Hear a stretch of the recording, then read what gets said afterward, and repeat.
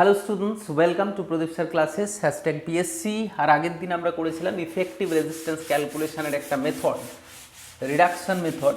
হ্যাঁ, একটা একটা করে রিডিউসড করেছিলাম এবং আমি বলেছিলাম যে নেক্সট যে ক্লাসটা হবে সেই ক্লাসে আমরা একটা ইনফাইনাইট সিরিজ, অসীম দৈর্ঘ্য বিশিষ্ট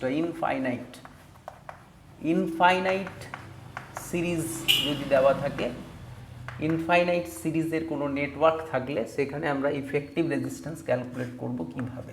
যেমন একটা ইনফাইনাইট নিয়ে নিই প্যাটার্ন, ইনফাইনাইট প্যাটার্ন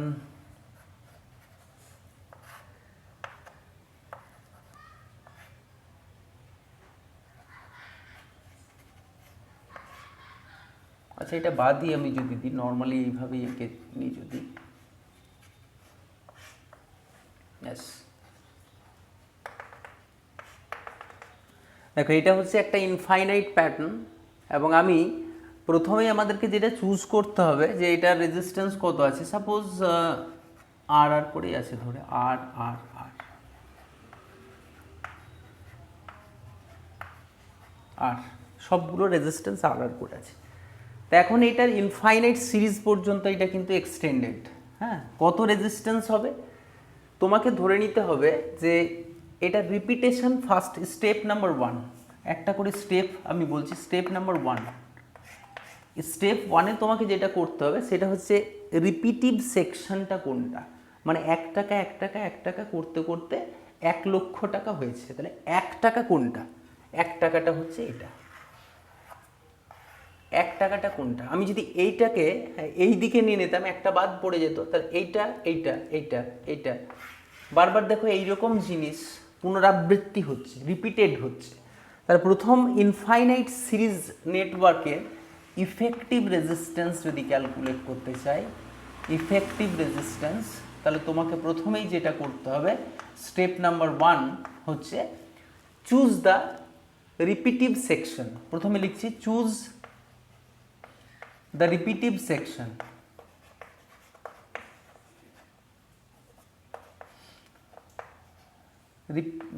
যে সেকশনটা রিপিট হচ্ছে, চুজ দ্য রিপিটিং সেকশন।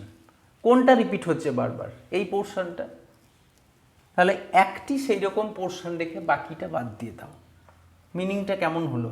1 টাকা পকেটে রাখলাম, বাকি টাকা কত থাকলো? 1 টাকা পকেটে রাখো, 1 টাকা মানে এইটা। বাকি টাকাটা কি করব?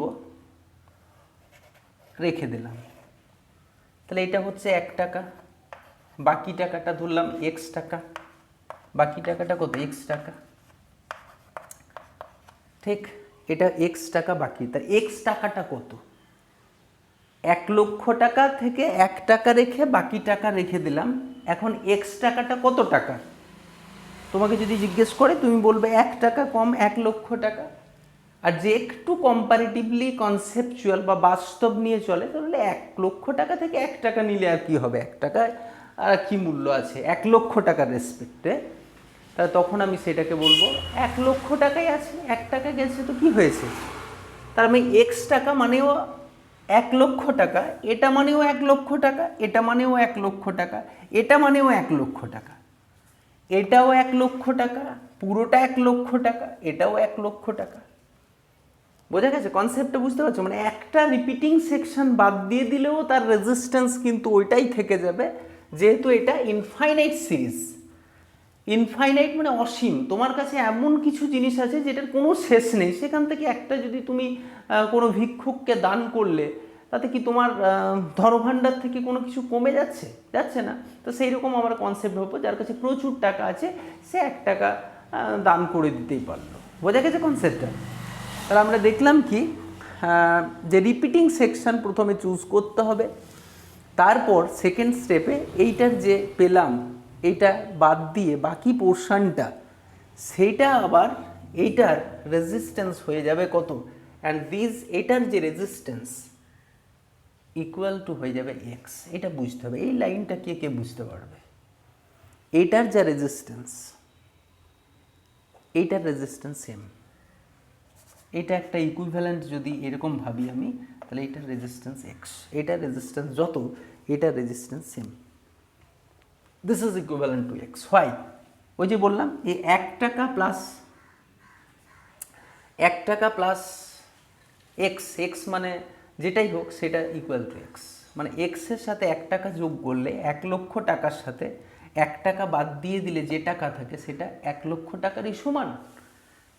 তাহলে আমি এটা রেজিস্ট্যান্স কত বের করি, এটা রেজিস্ট্যান্স তোমরা বের করতে পারবে, এই দুটো সিরিজে আছে, সিরিজে থাকলে কি হয় যোগ হয়ে যায়। তার মানে আমি প্রথমে যোগ করে নিই, আর এস সমান হচ্ছে আর প্লাস এক, আবার সেই রিডাকশন মেথড, হ্যাঁ এটা রিডিউস করে দিলে এই পুরোটা মিলে একটা হয়ে গেল আর প্লাস এক্স, তার সাথে এটা প্যারালাল মানে হচ্ছে আর পি সমান হচ্ছে আর প্লাস এক্স, এটা তার সাথে এটা প্রোডাক্ট বাই সাম, সাম মানে হচ্ছে আর প্লাস এক্স প্লাস আর, তার মানে হয়ে গেল আর প্লাস আর ইন্টু আর প্লাস এক্স, এটা থাকলো বা এই নিচে থাকলো আর প্লাস আর টু আর প্লাস এক্স, এটা হয়ে গেল। এটা কার সাথে সমান বললাম, এক্সের সাথে সমান। তাহলে আমাকে করতে হবে কি r into R plus x by two R plus x, this is equal to x, this is equal to x. এটাই হচ্ছে কনসেপ্ট। ইনফাইনাইট কনসেপ্ট যখনই আমি করবো, ইনফাইনাইট ল্যাডার নেটওয়ার্ক, তখনই তোমাকে এটা ভেবে নিতে হবে দিস ইকুয়াল টু দিস। এখন এক্সের ভ্যালু বের করলেই তুমি টোটালটার ইফেক্টিভ রেজিস্ট্যান্স ক্যালকুলেট করতে পারবে। সেক্ষেত্রে তোমার কি হচ্ছে, এটা two into R plus X and this is equal to multiply করো টু আর এক্স প্লাস এক্সে এক্সে এক্স স্কোয়ার।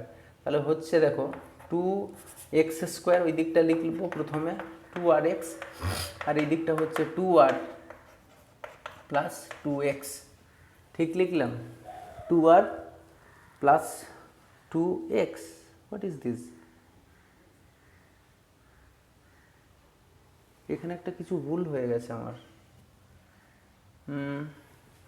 কি ছিল,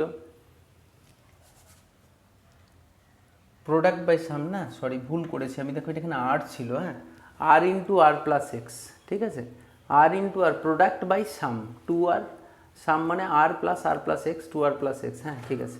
তাহলে এটা হচ্ছে আর হবে, টু হবে না, সরি টু হবে না, টু হবে না, তাহলে এটা হচ্ছে x square plus two R x and this is equal to r square plus r x, r square plus r x, তার মানে x square plus r x, r r x বাদ গেলে হচ্ছে r x minus r square and this is equal to zero.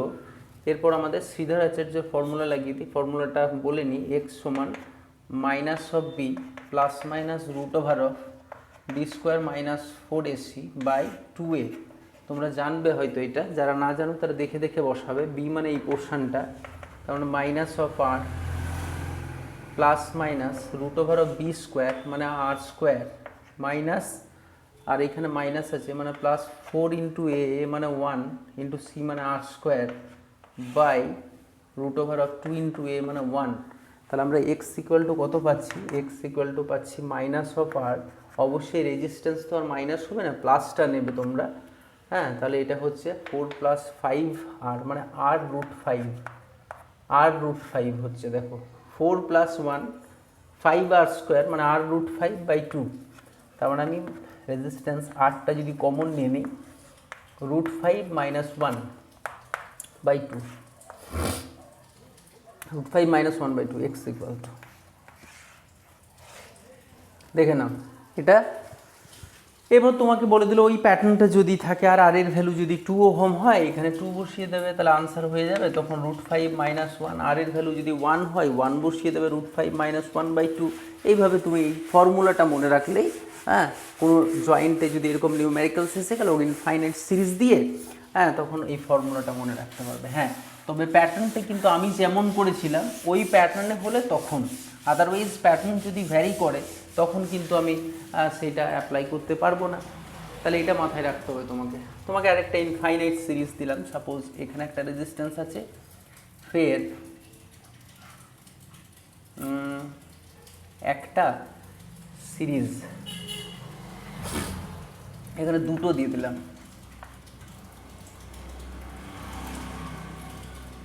দুটো, ফের তিনটে, ফের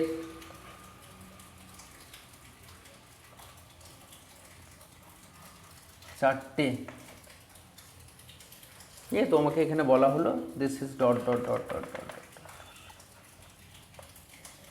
এ B টার্মিনালের মধ্যে রেজিস্ট্যান্স কত, এ বি টার্মিনাল। তাহলে এখানে কত আছে, আর রয়েছে, এখানে আর আর এখানে আর আর আর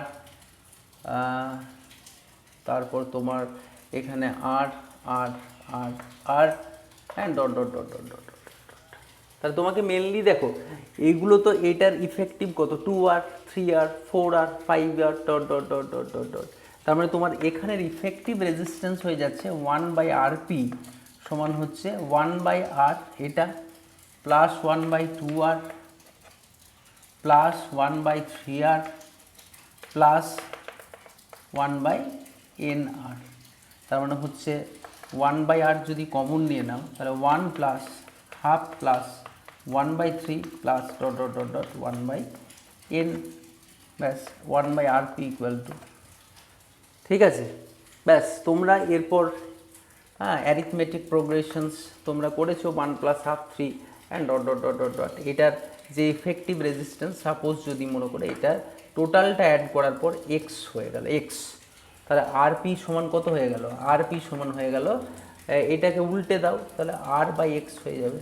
এই ক্যালকুলেশনসটা ম্যাথস থেকে তোমরা করে নিয়ে এটার একটা ইফেক্টিভ রেজিস্ট্যান্স ক্যালকুলেট করতে পারবে। তো এটাও এক ধরনের ইনফাইনাইট সিরিজ। আবার আমি অন্য একটা ইনফাইনাইট সিরিজ ভাবতে পারি, এটা দিয়ে যদি সিরিজ কম্বিনেশন হয়, সিরিজ যদি হয়ে যায় তাহলে সিরিজটা কি হবে, সিরিজ হয়ে গেলে যেমন এটা আর আছে, ফের তোমার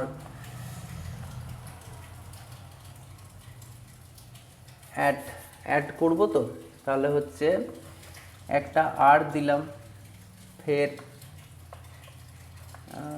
এখানে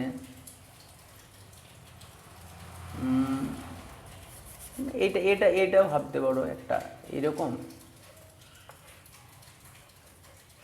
এটা